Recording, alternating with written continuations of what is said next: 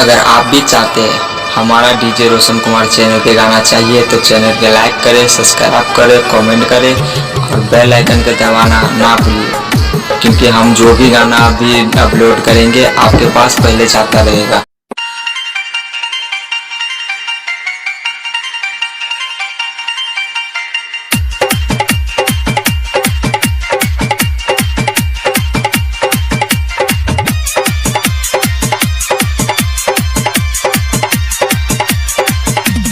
गाड़ी के पठाई त मुडा हेतै गरम, चुम्मा देला नहर पर भेलो ने सरम।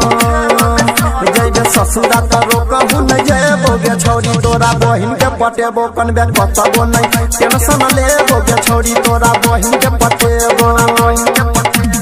गाड़ी के पठाई त मुडा हेतै गरम, चुम्मा देला नहर पर भेलो ने सरम।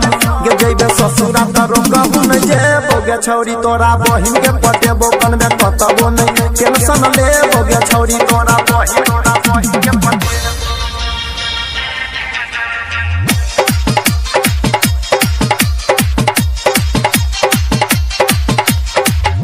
सुमित सतीश, सुमित सतीश रेमा, छोड़ के ते जाई छकरे जा, रखी हाथ नै ते आशा गे। ससुरा में है तो तोरा पगल जे के दासा गे। तो भतारा त पार्टी मने बोगे छौरी, तोरा बहिन के पटेबो कनबे कतबो नै, रोकहु ला जेबो गे छौरी, तोरा बहिन के पटेबो।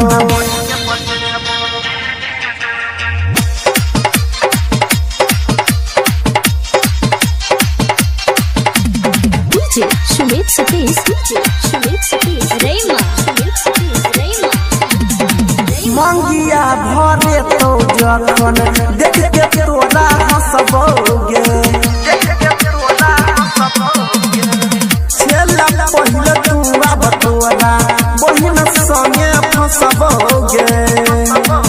पूरा सीना वीडियो कॉल पर देखेबोगे छौरी, तोरा बहिन के पटेबो कतबो खाना जानै, टेंशन लेबोगे छौरी, तोरा बहिन के पटेबो।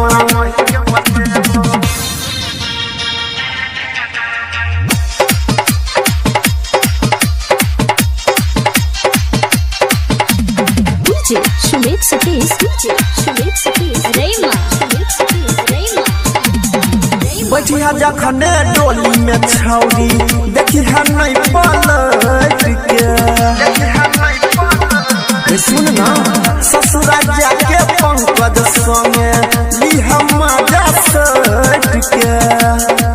अनिल देलको जे फोन छीन लेबो गे छौरी, तोरा बहिन के पटेबो कनबे कतबो नै, टेंशन लेबो गे छौरी, तोरा बहिन के पटेबो।